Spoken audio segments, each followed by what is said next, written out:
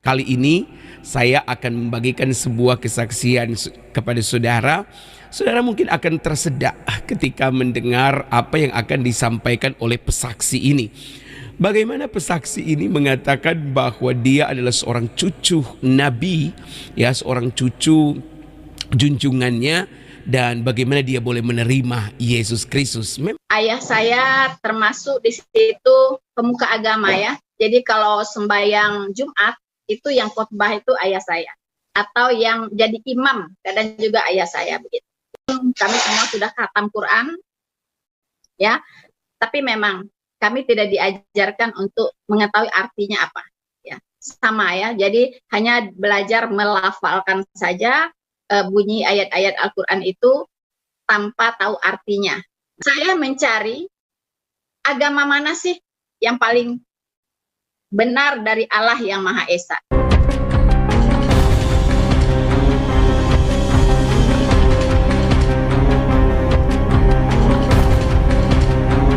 Assalamualaikum warahmatullahi wabarakatuh. Sahabat beriman, berjumpa kembali di Bintang Mu'alaf Channel. Salam satu Tuhan, Allahu Akbar.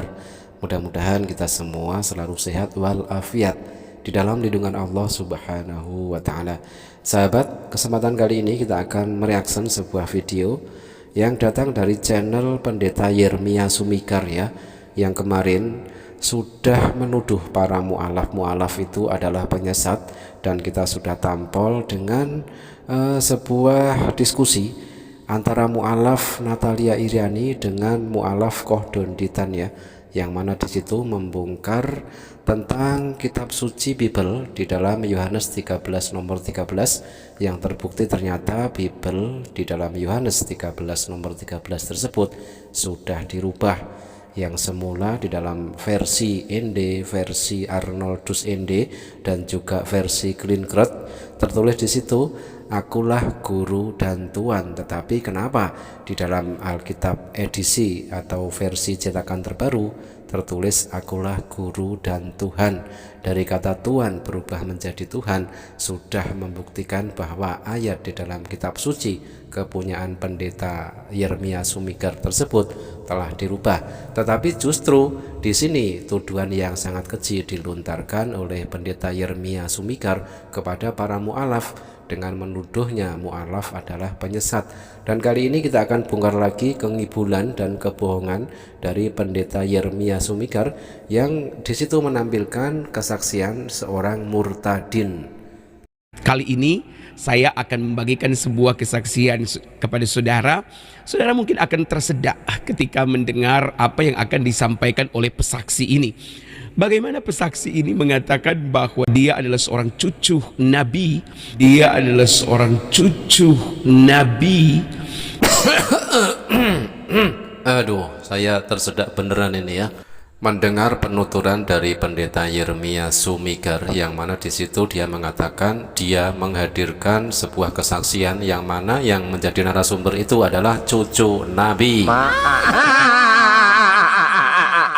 Ya, seorang cucu junjungannya, dan bagaimana dia boleh menerima Yesus Kristus. Memang ini akan sangat mengherankan dan sulit untuk dipercaya, tetapi sama-sama saja kita akan saksikan kesaksiannya untuk membuktikan kepada saudara bahwa inilah kebenaran yang memang terjadi pada pesaksi ini. Aduh, saya kok tersedak lagi ya. Di sini Pendeta Yermia Sumikar mengatakan inilah kebenaran yang memang sangat mengherankan. Tetapi saya temukan sebuah realita, ternyata ini adalah sebuah kebohongan yang sangat membagongkan.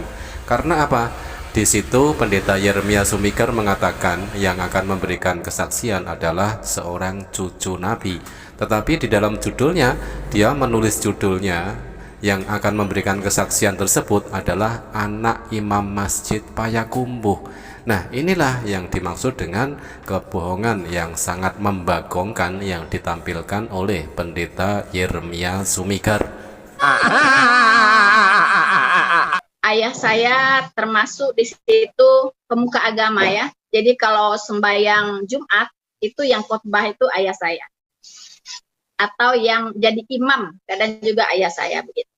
Dan eng dan ternyata inilah narasumber yang tadi dikatakan oleh pendeta Yeremia Sumigar, seorang murtadin yang katanya dia adalah cucu Nabi, tetapi terbukti dia berbohong melalui judulnya yang mana dia menulis adalah anak imam Masjid Payakumbuh.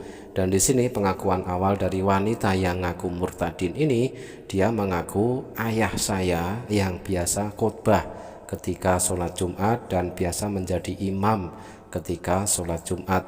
Intinya di situ dia mengaku anak dari seorang pemuka agama, seorang tokoh agama Islam.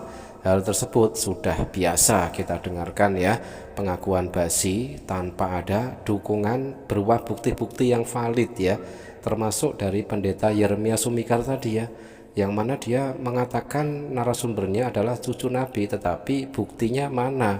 Jika disuruh untuk menunjukkan mana buktinya, baik berupa silsilah atau apalah, pasti pendeta Yeremia Sumigar tersebut tidak bisa menunjukkan apa yang dia klaim, yang mana dia mengatakan bahwa narasumber atau sang murtadin tersebut adalah cucu Nabi.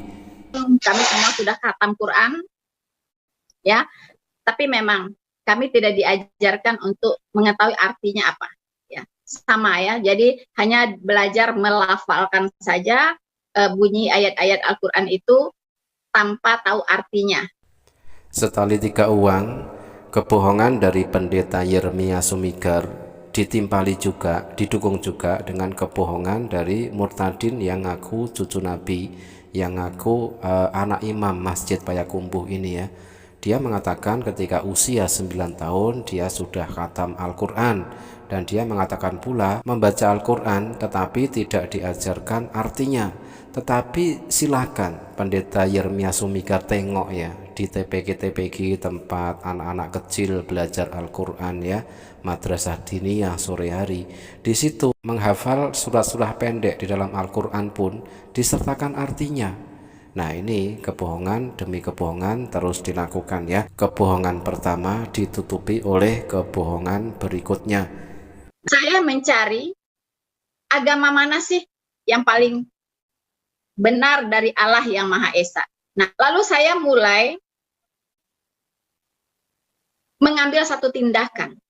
Apa yang saya ambil? Tindakan saya apa, teman-teman? Yaitu saya mempelajari sumbernya. Saya kebetulan sudah menetapkan hanya 2 agama yang ingin saya pelajari, yaitu Islam dan Kristen. Saya sangat meyakini ya, sangat percaya dengan segenap hati saya bahwa Allah pencipta langit dan bumi ini, Tuhan pencipta langit dan bumi ini adalah Maha Esa. Tidak mungkin 2, tidak mungkin 3, apalagi 4. Nah, dia katakan dia belajar perbandingan agama. Spesifik yang dipelajari adalah Islam dan Kristen ya, dan dia juga mempelajari tentang siapakah Tuhan yang sebenarnya, Tuhan yang Maha Esa, Tuhan pencipta langit dan bumi.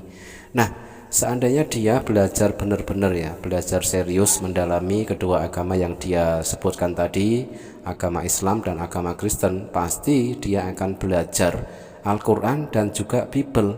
Jelas sekali di dalam Al-Quran ada tertulis di dalam Quran surat Al-Ikhlas, A'udzubillahi minasyaitonirrajim, Bismillahirrahmanirrahim, Qul huwallahu ahad, Allahus somad, lam yalid walam yulad walam yakul lahu kufuwan ahad. Nah, di situ sangat jelas keesaan Allah Subhanahu wa taala ya. Allah itu adalah Maha Esa, sebagaimana tertulis di dalam Bible sendiri. Dengarlah hai orang Israel, Tuhan Allah kita, Tuhan itu Esa. Markus 12 nomor 29 jawab Yesus, hukum yang terutama ialah, dengarlah wahai orang Israel, Tuhan Allah kita, Tuhan itu Esa. Nah, sahabat, di sini sudah sangat jelas sekali, baik di dalam ayat Al-Quran maupun Bible, ternyata Tuhan itu adalah Allah, Tuhan yang disembah oleh Yesus, dan Tuhan Allah itu Esa. Nah, makanya kalau dia belajar benar-benar perbandingan agama, sudah pasti dia akan menyembah Allah, Tuhan yang disembah oleh Yesus.